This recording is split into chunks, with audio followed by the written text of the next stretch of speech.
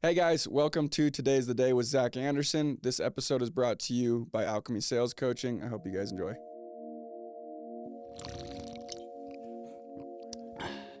Hey, what's up, everybody? Welcome back to Today's the Day with Zack Andersen. What up, what up, what up? Welcome to Today's the Day. All right, what's up, everybody? Welcome to Today's the Day. Much love to everybody. Today's the day. What up, everybody? Welcome to Today's the Day with Zack Andersen. I am stoked for today's episode. This one's going to be kind of unique because the guest that we have today played a really big role throughout my entire business career starting out, but it's been a long time since catching up and kind of re-stoking that fire and I guess pulling nuggets from him. So again, I want to thank and let everyone know how much I love the guest today, Jeff Mendez, aka Poppy, probably what I'll refer to him as throughout this entire episode. So let's thank Jeff for getting down here. Real quick bio on Jeff, and then we'll dive into the questions that I have and kind of where I want to go with today. Spent 13 years at Vivint as one of the VPs, is where his role had ended up being. He helped take it from $30 million in revenue to a billion plus. Also helping it transition public. Also, you were a part of the transition with Vivint Solar, taking it public as well. You're a general partner and founder of the Vineyard Manufactured Homes Group, which provides housing to, I read 50,000, but it's up to 100,000 families now, is 50, it not? 50. It's at 50,000? Yeah. So 50,000 families being housed by it. That's 240 manufactured home communities and deployed $3.2 billion in assets deployed, basically. Co-founder, co-owner of Greenlight Restaurant Group. You guys build and own different restaurants, including Cup Bop Pizzeria, 712, Station 22, Communal, Black Sheep, 5-Star Barbecue, etc. Did I miss anything on there? Yeah, but it's good enough. That's good enough. I honestly probably missed a lot. I'm just really excited. I'm excited more to chat and catch up and kind of, again, go relearn the things that I learned from you multiple times early on in my business career. I guess first and foremost, how are you? What are you up to? How's life? Life is really good. Appreciate the invite and the intro. Life is busy. It's good busy, though. It's purpose-driven busy. It's building life by design busy. So quite often when you get in the day-to-day of business, you get kind of in that mix, and things that you feel like are important, once you aren't in that day-to-day grind, you realize that they're not as important. So I love the chapter of my life that I'm in now, where I'm focused a lot on things that I feel matter more than they've ever mattered. And the main thing that matters for me right now is my family. Yeah, no, that's awesome. And you just touched on something that you used to say all the time. Like your coined phrase is live your life by design, not by default. You talked about that through and through. And one thing you're like the master of is your systems and going and actually designing and executing. Right. So I guess a question for you is, what have you always gone and done? And we'll just dive right into the questions that I have. Like, ever since I've known you, you've dominated with systems. Where did you get that? What are some things that you do to make sure that you do that? And then how do you go help others implement that? Ooh, that's a loaded question, and I can go on for days on it. So living life by design, it's not just something that you study, pick up in a book. It's essentially in your DNA. And I've always loved designing things. I've always liked creating schedules, programs, systems, etc., to help me achieve the things that I want to achieve. And you do it in a way where it's liberating. It creates freedom. Discipline equals freedom. And by creating systems, you have the freedom to do the things that you want to do. You get to do what you want with whom you want as often as you want, and you can give whatever it is that you want. So in life, if I'm not designing my life, if I'm not living the life that I want to live, then by default, by definition, I'm living somebody else's hopes and dreams in life. Yeah. So I want to be the CEO of me. I want to be the CEO of Mendez Incorporated. And it doesn't mean that every single thing is planned out to a detail where it's exhausting. It's completely the other way around, where when you have the design work, then you have a lot of time for freedom and for innovation and for things that are fun and exciting. If that makes sense. So no, absolutely. So I think it's always been that way. And throughout my career, I've always studied people that are really good operators and really good system creators. But I also find that me personally, I'm also an artist, meaning I love just the you know, the beauty behind business, the spirit behind business, instead of just the numbers and the dollars and the cents. I like the creation aspect behind it. So I feel that if I have really good systems, I can be that much more creative because the base is taken care of. And once the base is taken care of, the system is built, then you can be that much more creative. Which is an extremely unique way of looking at it. And honestly, what kind of goes and sets you apart on it, like thinking about it, looking at it, most artists are the least organized people in the world, and people who go and focus. So what's interesting is I feel like I'm more of an artist than I am an operator. But what you're known for is your operations, because that allows you to go and be yourself as an artist and go express yourself, be creative, and be in that space. That's so sick, because again, I think a lot of people go and, again, you get one side of the pendulum, and finding that balance actually allows you to go be way more creative. That's sick. Actually, I've never thought about that or looked at it. That's really and cool. I say this all the time too. You know, I know that a lot of our convo will probably revolve around business, because business is intertwined in life. Yep.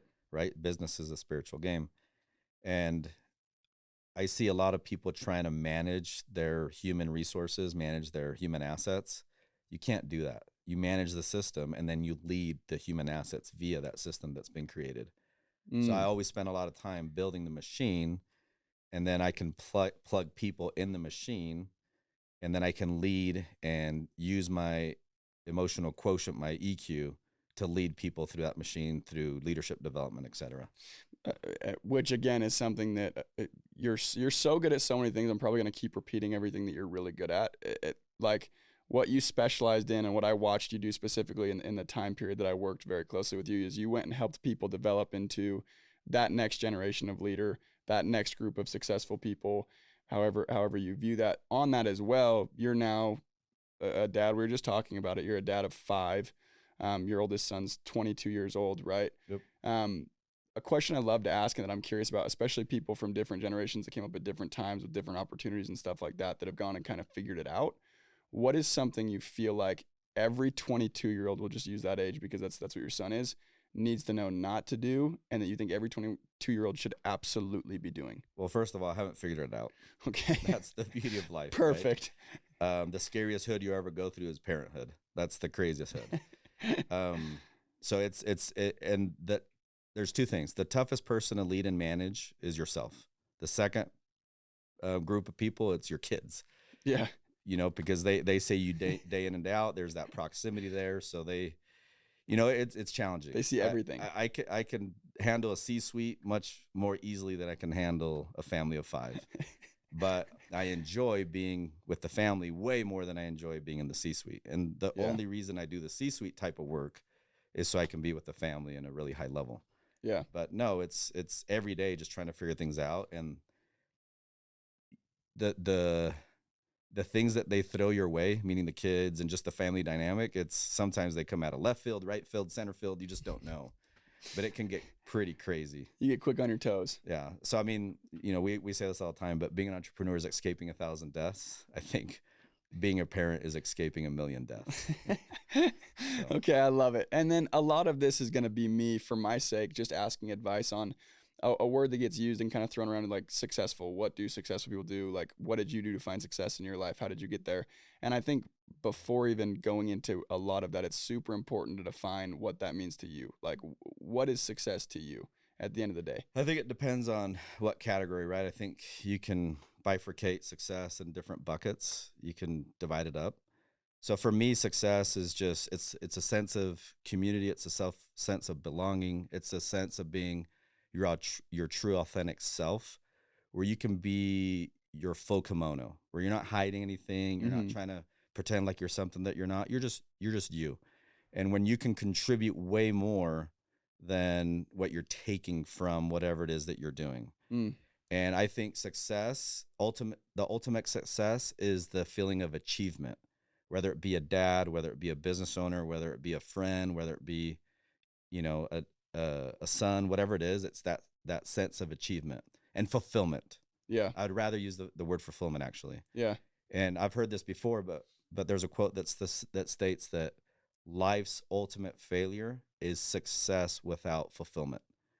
So I think success in and of itself, it's the feeling of achievement, but even more so the feeling of fulfillment. And when we really feel fulfilled as humans is when we're giving, when we're in a state of of giving and contributing and creating. Yeah. Human beings are at their best when they're contributing, and they're at their true best, their ultimate best, when they realize that they're contributing. So That's it's the sick. fulfillment and the achievement. So that quote, it's the greatest failure in life is success without fulfillment. Yeah, because you can meet in the category of being successful, monetarily, it's you're a billionaire. But how many sad, lonely billionaires are out there? A lot, probably more so than the happy ones, because they don't feel fulfilled. They feel very empty because there's maybe a lot of dead bodies along the way. Yeah. Who knows? Or maybe they're so worried about protecting their bounty, if you will, that they've isolated a lot of relationships and haven't had the community, or haven't allowed the community to come in, to be close to them. Yeah. So they put up so much protection and guardrails around them. How often do you feel like that, and this is off topic, but how often do you feel like success gets confused with fulfillment? Like people, because every day, all the time. That's what I would say. You say billionaire, I think a lot of people automatically jump to how great their life would be, and then you really go look at it, and it's like they're not happy. Like, they're lacking fulfillment. They could be happy, but being a billionaire doesn't give you an automatic, status of being fulfilled or super happy or truly successful. Like, and you could be a billionaire on paper, on your crazy. Like on your net worth sheet. Yeah, and you could be broke. Yeah, in relationships, broken family. There's a lot of things you can be broken. Yeah, no, absolutely. And you know this, but money, it doesn't make or break somebody. It just magnifies or amplifies, helps us or see the amplification of who they truly are as a person. Yeah, no, absolutely. I think that's really cool. And honestly, I've never talked about it with anyone specifically on the podcast, talked about that, but I've gone to Tony Robbins events where that is like the primary thing that they go through and just hammer in, is like fulfillment is like the goal. It's everything. Yeah, success or whatever else you want to go into find out. Achievement is a really good word for it. Shouldn't be the goal. The goal is to be fulfilled as you go and achieve things, right? Which is really, really cool.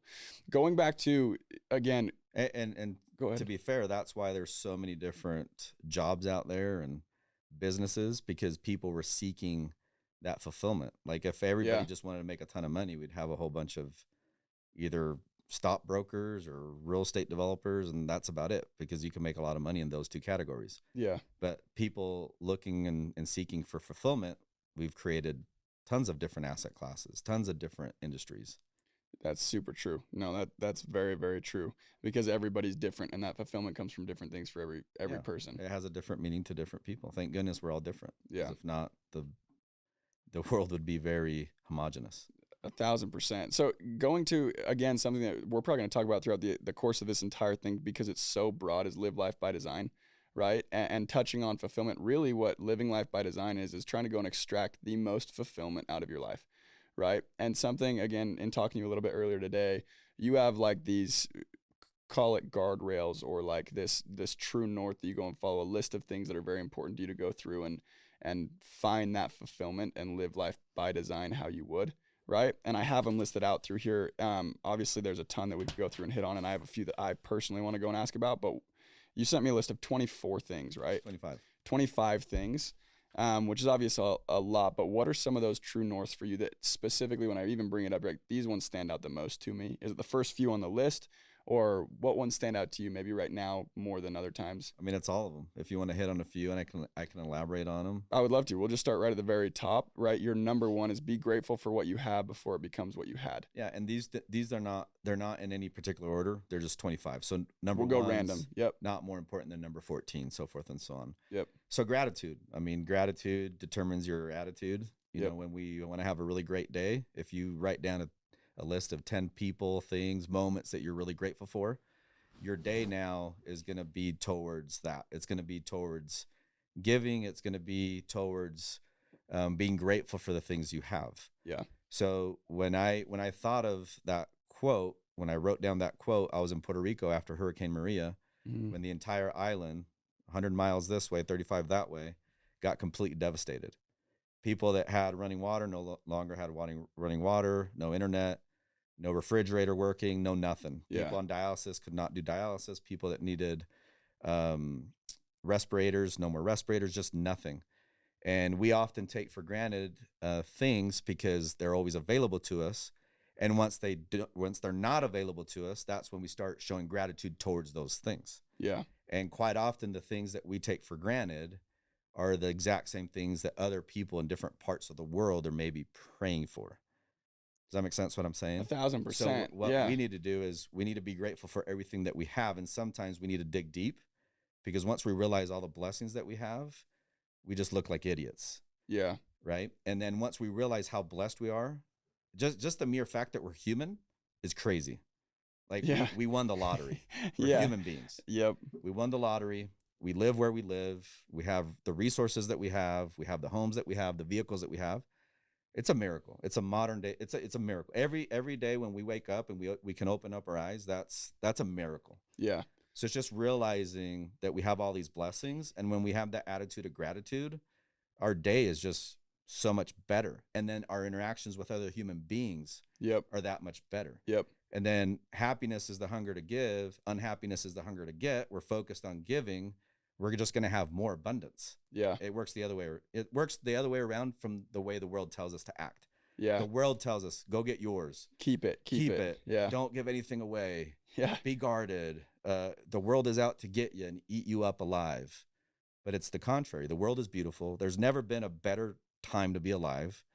Earth is phenomenal. Sure, we have our issues, but the issues in comparison to how we've been in earlier days in history, this is the craziest, best time to ever be alive. But the media doesn't want us to believe that. Yeah, because it doesn't sell. People wouldn't listen. People wouldn't. There's no clickbait for positivity. Exactly. No, I love that. And something that's really cool, because you guys used to hit on gratitude all the time. And in the workspace that we worked in together, everyone there is incredibly, even more lucky than what you just described, to be specifically where they're at with that opportunity at that age, no matter the age, right? And one thing and it's, sorry to interrupt you, but it's also realizing that, sometimes I hear, oh, he's a self-made millionaire or self-made. There's no such thing. Like we all have bits and pieces of other human beings or books, people that have come before us or are currently with us, that have allowed us to be where we are. Nobody's done it alone, by the way. So it's showing that gratitude to everybody. On top of that, though, a lot of people have that opportunity to go and use those people or those resources and don't. Because one thing that bothers me to kind of I agree 1,000%, but to go and kind of touch on that as well, one thing that drives me absolutely bonkers is when people call someone lucky, or they're like, oh, that was just like, they discredit success in a way. Well, drives me nuts. You can say they're lucky, but you get lucky with hard work.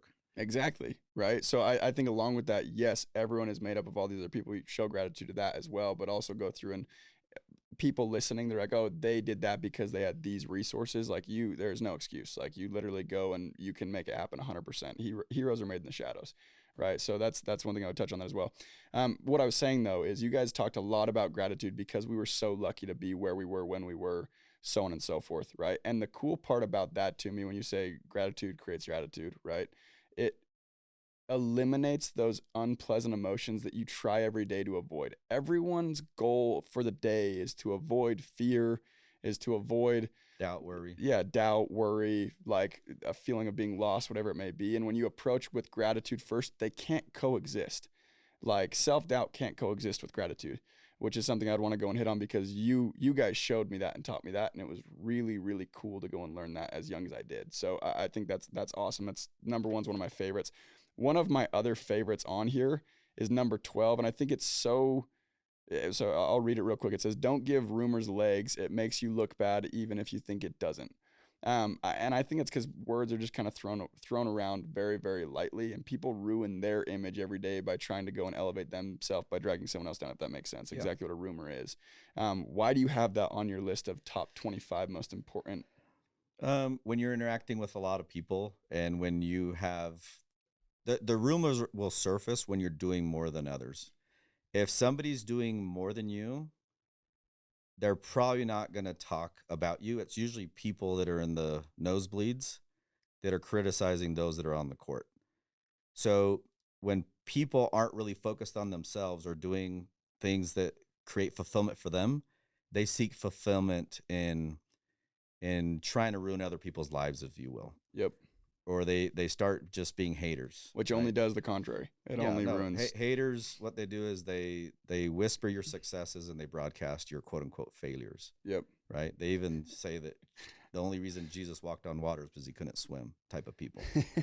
So I've just never heard that. stay away from the rumors. It's not cool. It's condescending not only to the person that you're creating these false rumors about, it's condescending about to you. And when you're spreading rumors or creating these rumors, the people that you think are buying into your rumors are actually discrediting you for creating them. Yeah. So all you're doing is doing yourself a disservice. I tell this to my kids all the time because, sometimes they'll throw these little white lies out to me or whatever, and their friends are with them. Like I'll ask one of my kids, hey, are you on your way home? And they're probably at their friend's house. And they'll say, yeah, I'm on my way. And I tell them when they get home, I'll say, I know you weren't on your way home. And just so you know, now your friend knows that you lied to me. So if you want to lie to me, guess how now they feel about you. You think that you guys have that little homie relationship thing, but at some point they're going to say, if they're willing to tell that little white lie, then what are they going to lie to me about in the future? So always be impeccable with your word. Yep. These golf outings that we go on every once in a while. I just picked up golf during COVID, and it's so funny to me for me to see how people score at golf. But it's incredible. But how you do anything is how you do everything. So even if you move the ball or just cheat about your score, I'm like, that doesn't favor you. Like it's not worth it to you. Yeah. Because how you do things here or potentially how you're going to do things over there. So I hope you guys are enjoying this episode so far. It was brought to you by ALCHEMY Sales Coaching. Now, I typically don't run ads, but I feel very strongly about ALCHEMY Sales Coaching. I started doing one-on-one coaching with Doug back in 2019. And since then, I have gone and not only blown up in my career and my earnings, but it's really helped me through just the ups and downs of life. Now, the reason I feel so strongly about ALCHEMY is because it's a group of individuals not only focusing on furthering their sales career, but they're diving deep into inner work and becoming the best version of yourself so you can show up and be the best version of yourself. Not only that, if you have any interest in doing any one-on-one coaching with me, I exclusively do all of my one-on-one coaching through ALCHEMY. So for full access to me, go and check out ALCHEMY. I think you'll absolutely love it. It's alchemysalescoaching.com. We will also go and post the links in our bio and on stories, etc. So go check it out. And people are always watching. Like everywhere you go, people are watching. And listen, they're watching, and that's fine. And I try to focus more. I mean, reputation is one thing. It is what it is. But reputation is how other people perceive you, or how you would like for people to perceive you. Yeah. And the issue is that so many people are so much more worried or focused about their reputation than their character. So for me, I would rather worry about my character and then let my reputation do whatever it does, because I can't control what people think about me. Yeah. It is what it is. You're entitled to your own opinions. Yep. But I'm entitled to how I create my character and how I am right here in front of you, face to face, and how I am at home and how I am wherever. Yeah. So I want to focus on my character. And then around my reputation, I'm not going to focus too much on it. Yeah. Because it is what it is. I can't open up your brain and tell you, I want you to have this perception about me. Yeah. Or I'm going to dress a certain way so that you think I'm this way. Or I'm going to make this post so that people think I'm studious, or that I go to this worshiping center, whatever the case is. Dude, that's so key and unique. That's so key, first off, in social media life. Like just everyone that lives right now, how present social media is, that's so key to keep that in mind. But also on that, I have a question for you then. It's like, okay, great. Absolutely. Like your character is the key, right? That is the core of everything. That should be the most important. But also, and this is where I'm curious what you think about it. Like your brand, your personal brand is extremely important. Like your image per se, and maybe not what people think about you, but how you display yourself is actually really important in my opinion. Right? You're saying which is universally or me personally? I'm asking if you agree, because that's to me. I agree, but this is where I'm going. If I'm focused on my brand and my reputation, then I'm focused on something that I don't necessarily have ultimate control over. It's the Pareto principle, 80-20. 80% of the things that I can, that are in my control, that's what I should be focused on. I practice the 90-10 rule. 90% of what happens to me is on me, 10% outside circumstances. Yep. So what I'm saying is I would rather be around people and around myself and focus me on my character and building me. Yeah. And then let the reputation take care of itself. Because I'm not going to do something, if I do this, then my reputation will look this way. Yeah. I've heard so many conversations. Well, what are people going to think about me? what are they going to say if I do this or that, or don't show up for this? I'm like, man, that person is entrapped. That person is in prison. Yeah. Because they don't necessarily want to do that thing that they're being asked to do, or they're compromising some of their true authentic beliefs so that they have a better brand. I don't know. It's just no. What you're saying makes perfect sense. You're saying it's obviously just more liberating if I'm focused on my character and then let the reputation be whatever it is. If you allow your worry about your reputation to compromise your character, then it's obviously flawed. Once again, character is who you Trumps are. all. Yep. Reputation is what people think you are, which you can't control. That makes sense. I like that. And sometimes people, when you're at home with an individual and you see like the barriers come down, you're like, holy cow, I didn't know this person was this way. I don't really enjoy being around this person. Yeah. So character should be the same inside, outside. Anywhere. Doesn't matter the situation. Like it's bulletproof. Yeah. I mean, there's sayings that state if you don't want to be disillusioned by your heroes, don't meet them in person. And I just like, let's not do that. Yeah. Let's not. Yeah. You should be able to meet somebody that you have in high regard and actually enjoy that person more in person versus in a virtual setting. Yeah, I agree 1,000%. And like, I think that's so good. That's so true. I agree. And then this one stood out to me big time, specifically just because a lot of conversations people go and contradict or disagree. And the quote is, you can disagree without being disagreeable. Right, which I think is so key, and also just being able to disagree in general. But what does that mean to you? What does you can disagree without being disagreeable mean? Yeah. So, I mean, you don't always have to be right. You don't have to be a prick. You know, human connection is all about love and understanding. You know, the 7 habits: first seek to understand, then seek to be understood, type of thing. Mm-hmm. So hopefully we're in situations where we're disagreeing a lot, so that there's a meeting of the minds and we're coming up with the very best decision to win. Yeah. The best idea should win. It shouldn't be based on title or seniority. It should be on best idea. Yeah. So what I'm saying is you can disagree without being disagreeable, or you can you can be nice through the process and still get done what needs to be done. Very simple principle.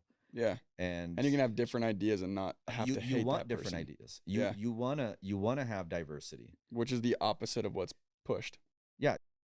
So I don't know if you know this or not, but the reason why we came up with the name Authentic when we did is we didn't want people to fit in to the organization. Like they had to be a certain way, think, act, behave a certain way.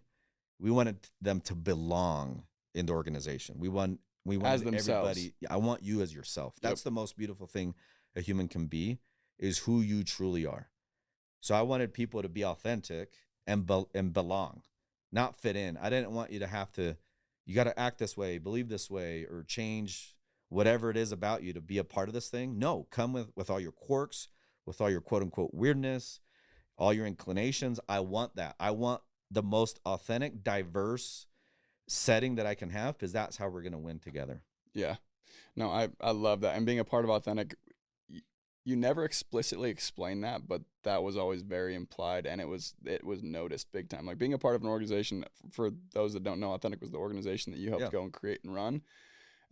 That was the environment, and it was amazing. And like values were placed above all else. I mean, you tell me, like when you can be Zaza, when you can be you, how do you feel versus being in a place or a network or a community where you don't feel like you can actually bring your best true self out to fruition? You feel suffocated. 1,000. Yeah. You're dying. Like you're not fulfilled. Definitely not fulfilled. Right. Even if you're achieving, I think is also important to touch on, even if you're in that mold and you're not yourself, because I've been there, and you're achieving and you're quote unquote dominating and finding success, you're still not finding fulfillment. And it's crazy. All of this is, I didn't. So I just started putting pieces together. But a lot of that comes from a book, Untethered Soul. Yeah. Where great book. We're supposed to confront death. It's okay. It's part of our existence. And so today I'm closer to death than I was yesterday. Yep. So I might as well live life to my fullest, because death is inevitable. It's actually a beautiful thing. It's something, it's a part of our human experience. Mm-hmm. So the more we can live and be fulfilled, the more we will enjoy death, because we held nothing back. Yep. I like that. You Yeah. know, when people are on their quote unquote deathbed, they list their regrets more than they list their moments of amazement. So for me, it's like, let's live life with no regrets.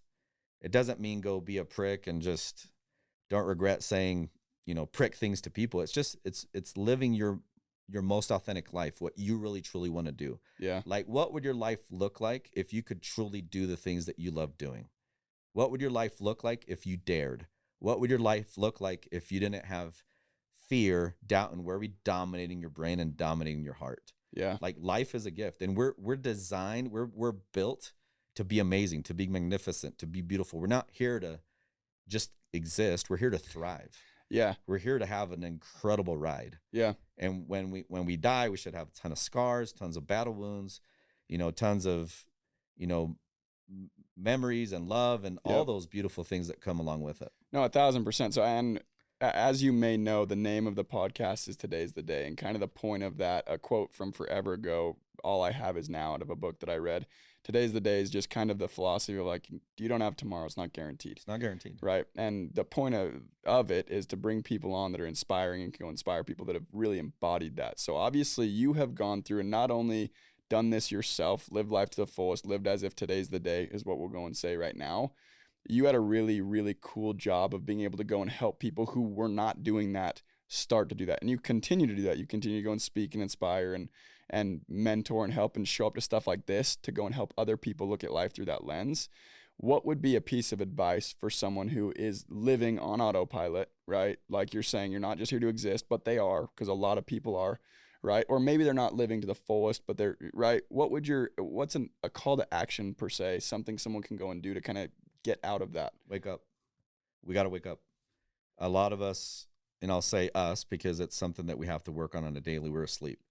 We don't realize all the beautiful things that are in front of us, behind us, to the side of us, and just wake up and just get out of it, snap out of it, get out of your head. You know, we've all heard this. If you're in your head, you're dead. If you're in your heart, you're alive. Yeah. So get in your heart, do what's courageous, do what's beautiful, and just don't let the brains suck you into this world of just this abyss. Yeah. And it's a daily exercise that we have to do to live in a beautiful state. Oh yeah. And what are some things that you do to do that? Like, what are some things that you do to go and wake up? Just know it. Just tell myself every single day. It's having those conversations. It's having that priming. It's having that workout, those different things that make you feel alive and creating the emotions. Yeah. Like all of life, that life is emotions. Life is what you put into it. So, you know, families are created on emotion. Businesses are created on emotion.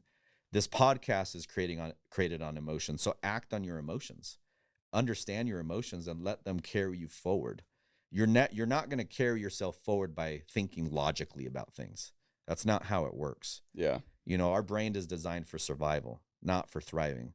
If you're on a 100-foot cliff and you want to parachute off of it or whatever, your logical brain's not going to say, take the jump now. You'll be great. It's your heart saying, hey, you're a badass.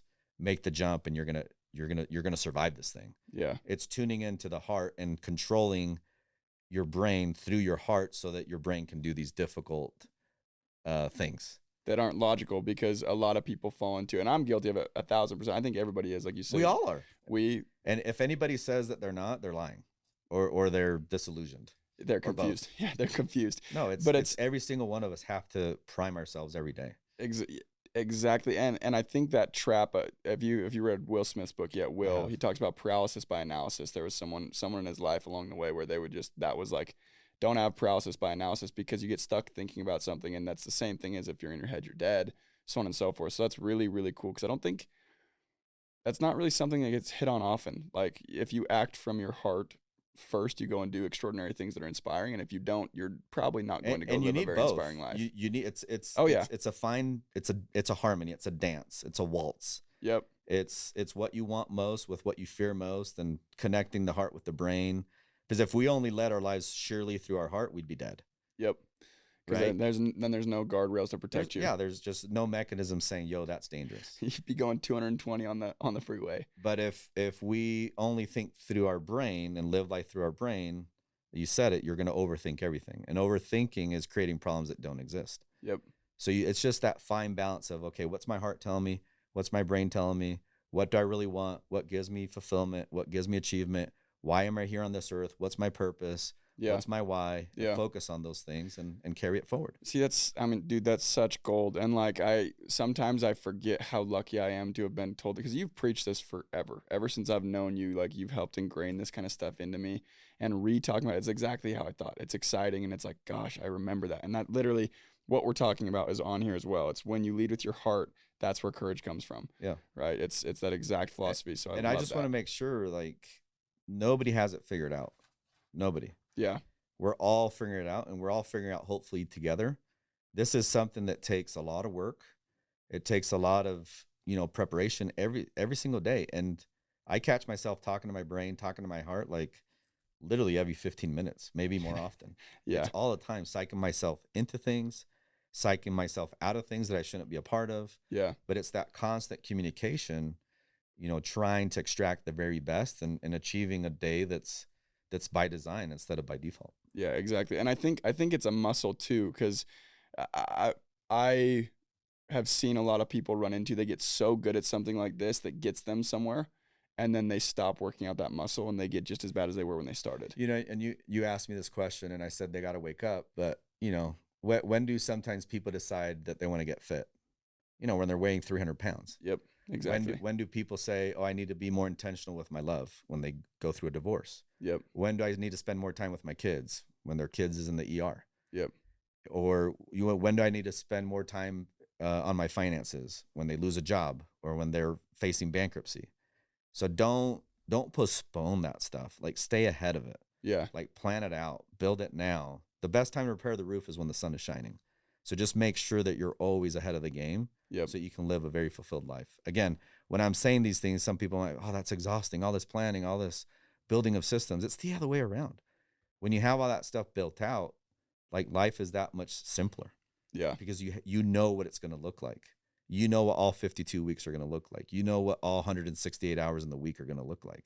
So they're not exact. Yeah. Yeah, but that way, again, you can insert yourself where you want to be inserted. Yeah. And then you can start saying no. You can start saying no to more things. Mm-hmm. A lot of achievement and fulfillment is saying no more than you say yes, by the way. Yeah. Because our limited asset is time. So if I'm saying yes to the things that I truly want to do and that actually bring me fulfillment and that actually make a difference, and I know how to say no to these other things because I have good systems built around them, then I can be dangerous. Yeah. I can do really cool things. You avoid a lot of wasted time for sure. Dude, I love it. This is so much gold. Like, I have a ton of questions I wrote, but reading through this and rereading through it, I'm like, there's just so much on here. One of them that's huge, especially for people right now, and maybe it's very specific to my age group or people around my age group that I see, is a lot of people go and they look at like instant success as like the goal. Like, if you were to go ask 500 high school students what their goal is, it's to go get massive on social media and become an influencer. Sure. Right. And I think this is really, really, really important. And anyone in a truly fulfilled successful spot will go and agree. You should define your success as sowing, not reaping. What does that mean? Yes, that's a big one too. So it's the law of the harvest, right? You can't reap what you don't sow. And it's the law of the two creations. You create everything, first on imagination, blueprint, paper, and then you go in actuality. That's when you build your house with brick and mortar and actual labor. Yep. So if I'm focused on my sowing, then I'm always going to have bounty because I'm focused on what's going to give me the harvest, what's going to give me something that I can reap. Yeah. But if I'm focused on the reaping and not the true creating, then I'm killing my crops. I'm killing the opportunity to harvest. Yeah. So if I'm focused on value creation versus value capture, I will always have value that I can exchange. Yep. Dollars follow value, not the other way around. So if I can focus on the creation piece, the sowing, the labor, what's going to create longevity for me, then I will always have a harvest. Yep. So I'm going to focus on that, which is what's going to give me plenty. And that's when you become invaluable and irreplaceable, because a lot of people live in constant fear of, like, I mean, just a super easy example as far as like work life. If you go and you get fired, you have to go look for a new job. But if you can go and become irreplaceable. And I think the best comparison that we can have is what happens to professional athletes. There's a lifespan. I mean, look at the NFL. What's the average lifespan of an NFL player? Let's call it 3 years. Yeah. That would be my guess. And I think it's pretty accurate. What happens if you're not sowing through those 3 years and you're just ripping all your cash and just burning it? You're gonna be broke. The statistics are crazy with how many NFL athletes go broke within a year of being out of the league. Yep. So for me, it's true. Just because you can doesn't mean you should. And I would rather be addicted to investing and sowing than addicted to reaping and spending. Yeah. Anybody can buy a gold chain. Anybody can buy shoes. The real flex is having long-term wealth that generates cash flows for seasons and seasons and seasons and seasons. And then that cash flow can then take care of all your liabilities in life. So if I can focus on my sowing, then I can reap the rest of my time here on earth. Yeah. But if I'm creating and reaping the rewards immediately and I'm not allowing them to grow to their potential, then I'm not going to have what I truly want to have. If you look at a tree, where's the tree? The roots. It's below the ground. Yeah. There's the mass of the tree is way bigger down there below the soil or in the soil than it is above ground. We just see what we see. Yeah. But there's so much more work that's been down there to create a beautiful tree. That keeps it alive. So you're pivoting into a really, really cool, and this is where I think the advice you can go and give is just invaluable for people. A lot of people have money or getting into investing or learning about investing, and they just watched this whole crypto meltdown. The whole crypto meltdown where everybody was a millionaire, right? And people were spending, me included, and losing money on meme coins and everything like that. And they're completely ignoring like just law number one of money. Rich Dad, Poor Dad, Richest Man in Babylon. Any book you go read about managing money is go and use your cash to get something that can cash flow or multiply, and then you continue rolling that and compound that, right? What role, first off, has that played in your life financially, compounding and doing that and following that very basic principle? And then what advice do you have to people now? Because right now the world's in a weird spot where it's like, okay, right? Everyone still kind of thinks there's a way to go put 10 grand into something, have it 10x in 3 months, pull it out and do it again. And everyone's a day trader and everyone's giving advice on doing crypto or whatever else it may be. What would you say to that? So first of all, I would say if you were part of that meltdown, whatever, it is what it is. Like you got to move forward. Like you can only cry so long over spilled milk. And then you talk about compounding interest. Benjamin Franklin says that it's the 8th wonder of the world. Like compounding interest is super powerful. And I say this all the time. There's no such thing as a good investment, only good investors. And another quote that I love, Mark Twain said, an expert is an ordinary fellow from another town. So sometimes when we're hearing advice from this out-of-towner guy that says, I have this brilliant idea, we fall in love with that stranger and follow their lead, even though we know nothing about them. We know nothing about them or their balance sheet or whatever the case is. So I would just say get really educated in what you want to invest in. Your best investment is you. I know it sounds cliche, but it's real. Yeah. You have to level up. You have to become the person that can invest with your own brilliance and intelligence. Yep. And then you can take your moonshots. You can do your NFTs. You can do your crypto. That's fine. Some of that stuff will thrive. You know, right now everybody can say, oh, I knew it was coming, or it's crypto winter. Some of that stuff will bounce back. I don't know what all categories will, but there'll be a lot of winners along the way. Yeah. I mean, there'll be some losers too, but it is what it is. That's investing. But you want to be able to place your hard-earned cash into income-producing assets. Yeah. And if you can get depreciation, appreciation, cash flow, and then have somebody else pay down your debt along the way, such as you get with renters, that's a beautiful strategy. Mm-hmm. So I love the game of real estate. You know that. Real estate for me, it's my moat. It's my basis. And if I can have a really strong real estate portfolio, then I can do some of these other crazy projects and deploy some cash and not have to worry about. If it hits, it hits. But it's, you know what you're getting yourself into. In venture capital, it takes, for every 10 deals that you do, you only have one that's a home run. Yeah. So it takes you 10 deals to actually have success. Yep. And when you hit a home run in venture, it's a home run. It's not a single, double, or triple. It's a big one. Yeah. So sure, venture into crypto, and then have some of these really strong assets that can withstand the test of times. Yeah. As your moat. With real estate, for me, it's, you don't wait to buy real estate. You buy real estate and you wait. And the best investment on earth is earth. So the more earth you can own, they're not creating more of it. Sure, we might go into different planets and whatever, but there's a limited amount of land. Go buy a bunch of land that preferably has assets on it that you can collect checks from, with humans in it that you're collecting rents, and then just build a really good portfolio that way. Make sure that you're educated on it. You're buying in the right stuff. Yeah. You buy the right price. You operate it brilliantly, and you'll be in good shape. Okay, so beautiful. I love it. Taking it back a step further, because then there's people listening, and I like to go and just kind of sit in a bunch of different seats or different phases of my life even. That's great, right? You basically just went and said, even further, the moat is something like real estate, cash flows, so on and so forth, but the land in general, just where you would go, first off, you have to invest in yourself, right? 100%. What do you say to the person, it's like, or where I would have been not too many years ago, even where it's like, I haven't even thought about investing. I've thought about paying what I need to pay. I can't even put the amount of gas in my car to fill it up, but I can go put a $20 bill in it. What do I do, right? What do you say to someone like that? What's your advice there? Same advice. Because that's when you met me, by the way. That's when you met me and started giving me advice. Okay, but YouTube University, right? Books, podcasts. There's so many different resources. Yep. And then, what you did is you found a vehicle that was a cash creator. And you didn't know what you didn't know back then, and you weren't an expert back then. The only way to become an expert in any field that you choose to become an expert in is by putting in the hours. Yep. What's that book? The Outliers, right? Talks about 10,000 hours to become an expert in the field that you choose to be an expert in. Mm-hmm. It's just time. How did I learn about real estate? Time.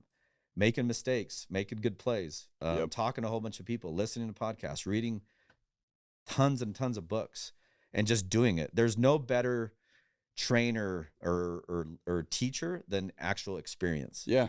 Like, you sell direct to home. There's no way you can read a book or watch training videos that are more important than the actual act or you doing it firsthand. Yeah. So listen, and I'll get into this, but let's say that you have some cash and you have a little bit of debt. Let's say that you're paying 10% on your debt, 10% annually. You know what a really good investment is? Pay off that debt. You're going to make 10% on that cash, because right now you're paying it out. But if you pay off that debt, now all of a sudden you're keeping 10% of your cash. Because compounding interest works both ways. Of course. Yep. So it's either you can be the bank or you can let the bank control you. Yeah. So sure, I'll go acquire. I love that. No one talks about that. I love that. I'll go acquire some debt. I'll acquire intelligent debt because I want to use leverage in some of these businesses that I have. But if I have any type of consumer debt, I'm paying that sucker off. Yeah. Because what it's doing, it's strangling my ability to be able to really truly create. Yep. So you just have to pay attention to what all you have. But if there's a kid out there that has a credit card, payment, and they're paying 23 points, 30 points with today's interest rates, pay that off and you're making 30% on your cash. Exactly.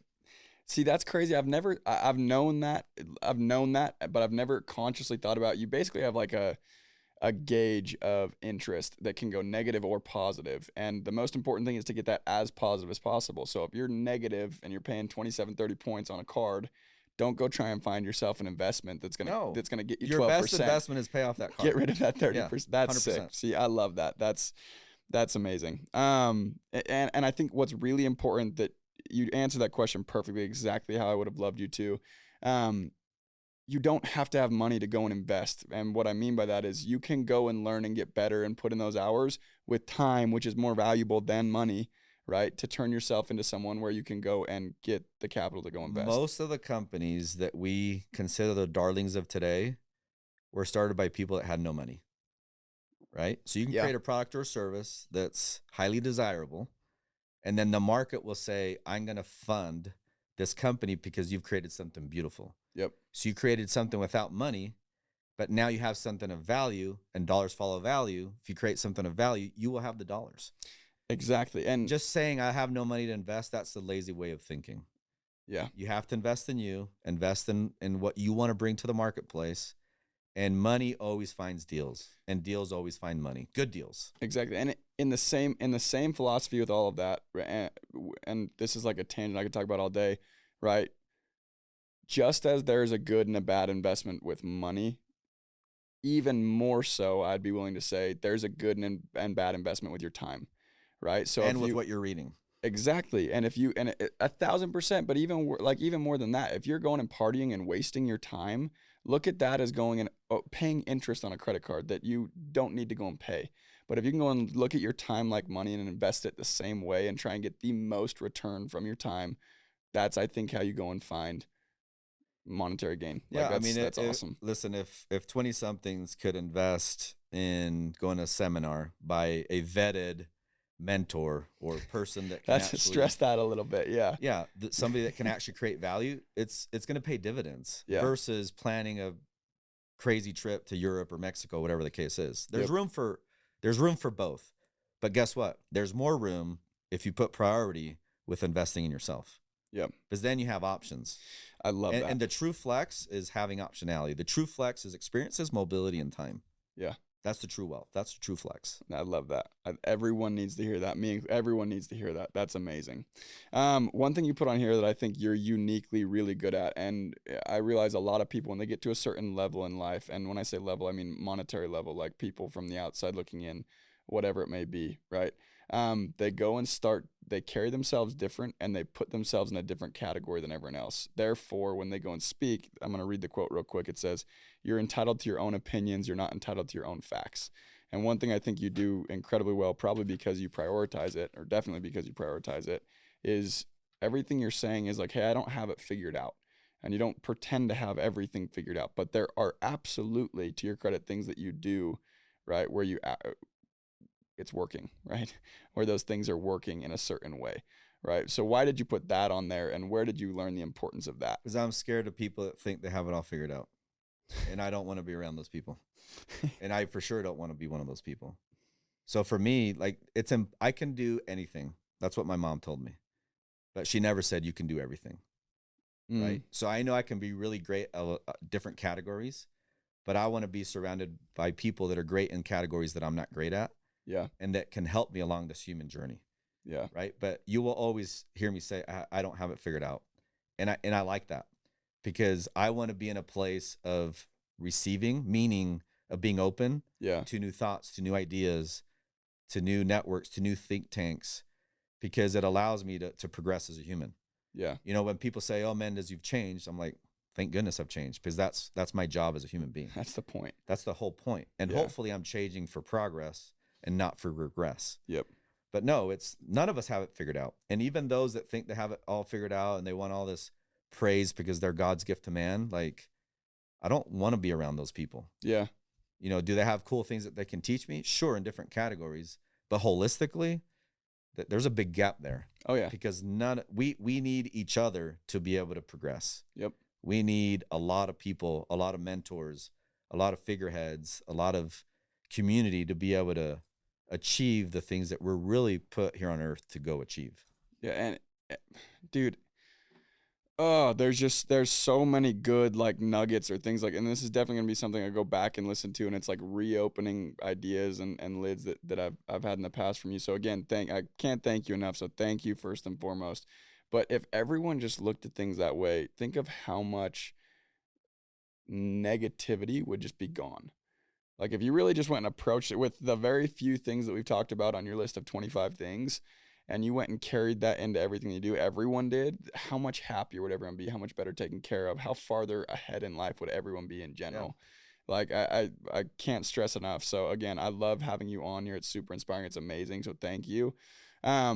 The reason I love to get different perspectives from different people that are very weathered and experienced and have been through a lot or seen a lot, is because it's kind of what helped me get through stuff early on, and what still helps me to get through stuff. And if I'm struggling with something, there's a list of people I call, right? And it's like, what would you do? How do you get through it? So my final question for you is, a lot of people are either stuck or they're in a rut. They're in one of those dips in life. Life has ebbs and flows. Life has ups and downs, and a lot of people are in a down, and maybe they've been in a down for a long time.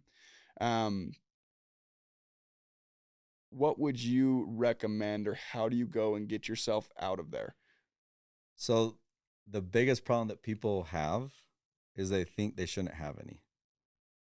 We all have problems. It's just, and if you don't, you're not alive. You're not living.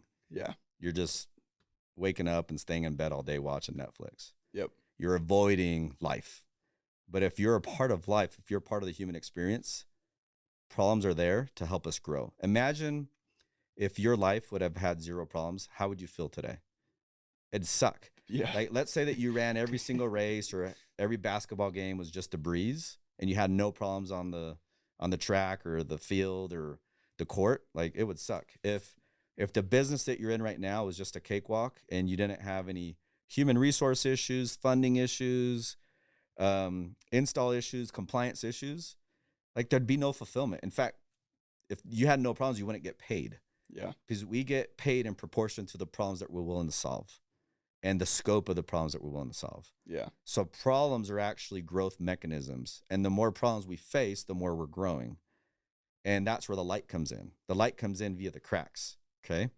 So I'm not saying go be a problem causer or creator, but be okay with problems. In fact, be enthused with problems. Yeah. Be empowered by the word no. You're in sales. It takes 7 no's on average per transaction to get a yes. Mm-hmm. So you want to be empowered and invigorated by the word no. So problems are good. So we have to train our brain and our heart and our entire DNA that I'm a problem solver. I'm not a problem creator, but when problems hit me, I'm okay. I'm equipped for this. Yeah. I'm battle tested and I'm battle ready.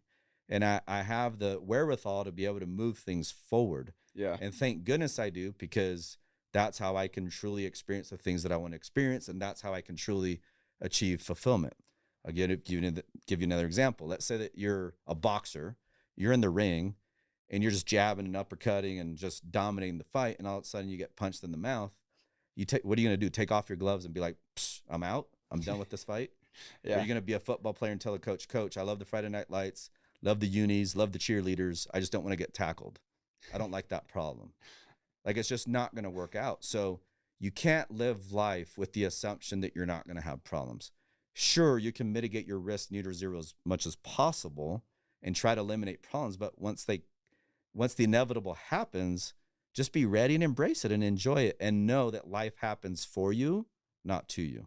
So it's a blessing. It's a gift. That's amazing. Could not end it on a better note. Again, Poppy, thank you so much. I love you. My heart goes out. I appreciate you making the time. Thank you, everybody, for listening. Much love. Until next time. Okay. Much love. Thank you. Thank you guys so much for tuning in today. As always, it was a blast for me. I hope you got something out of this. If you got something out of this video of value, share this with a friend, and please go show your love. We're on all streaming platforms, including YouTube, Spotify, and Apple. Any ratings, comments, likes, shares, they go a very long way, and they make it so I can keep doing these things for you, and I would appreciate it greatly. So please go share with a friend. Until next time.